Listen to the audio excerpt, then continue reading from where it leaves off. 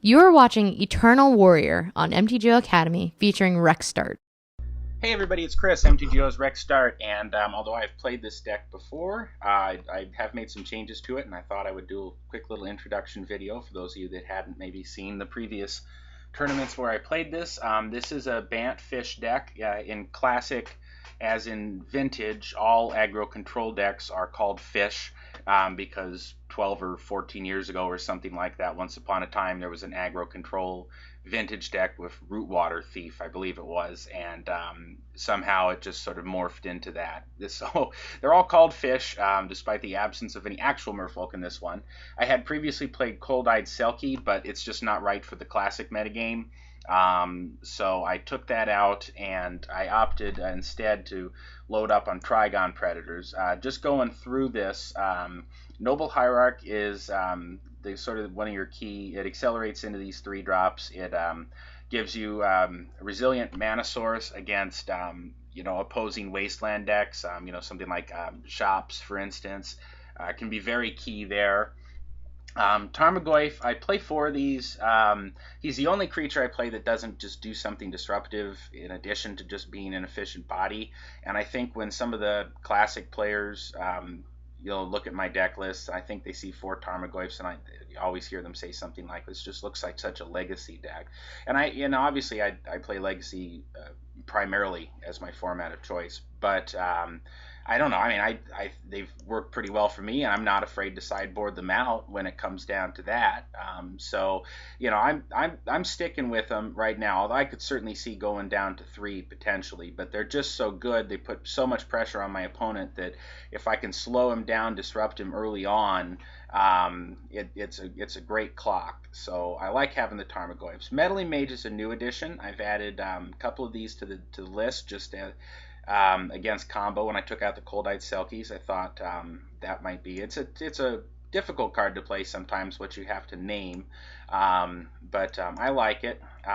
It's been used in some of the Bant lists, and I think maybe some of the red, white, blue lists in Legacy also recently. It's having a bit of a resurgence. So V-Click, I'm running 3 copies here. Really like V-Click. Again, all the 3-drops are made much easier by Noble Hierarch, again, assuming there's no Moxes in the format yet. So this is good acceleration into this. So it's disruptive against combo. It lets me get a dead card out of my hand sometimes. And you do occasionally. There are people who play things like Show and Tell, where that can be really awesome. 4 Trigon Predators, I didn't previously play 4, but this is kind of a concession to the continuing popularity of artifact decks, although the bannings that have restricted Lodestone Golem, for instance, have cut the artifact decks down a little bit, but they're still very prominent. Artifacts and enchantments are very prominent. If I can get this guy down on my second turn off a Hierarch against somebody who's playing Oath of Druids, for instance, barring them resolving a first turn Oath off a Lotus Petal, I'm in the driver's seat here because they're not going to get to untap with it. Neither Reliquary is just an efficient beater. It also tutors for lands such as Karakas against some of the Show and Tell variants, which do show up once in a while. Something like a Thalia from a Hate Bears deck, for instance. It also is used, again, since there's not as much artifact mana in Classic as there is in Vintage. I can do the old green-white Maverick from Legacy trick where you just get a Neither Reliquary out and then just waste them into oblivion, helped by the Strip Mine, which is the only non-Legacy legal card that I have here. Although, again, I mean, certain things like having 4 Trigon Predators, I mean, this is obviously a Classic deck. You wouldn't play that in Legacy.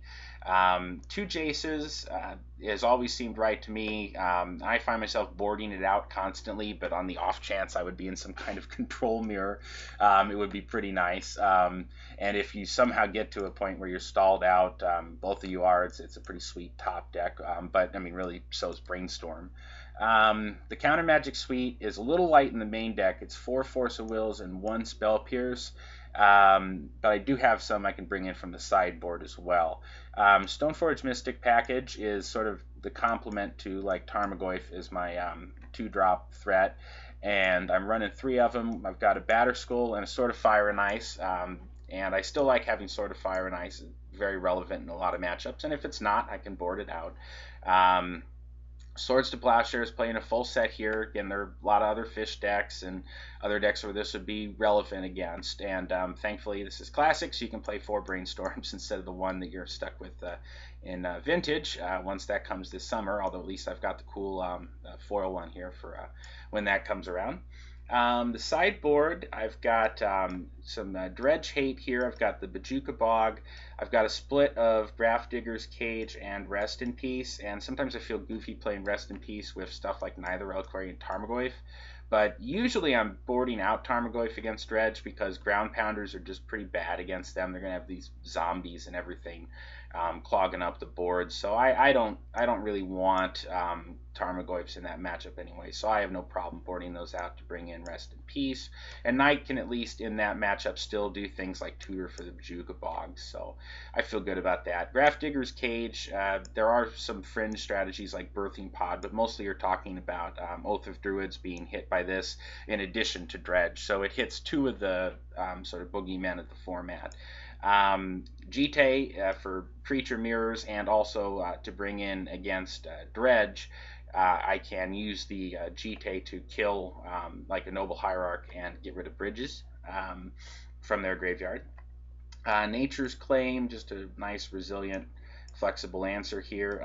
An additional counter Magic Suite, I've gone with a Null so that I can cover some of the combo decks and Oath of Druids as well.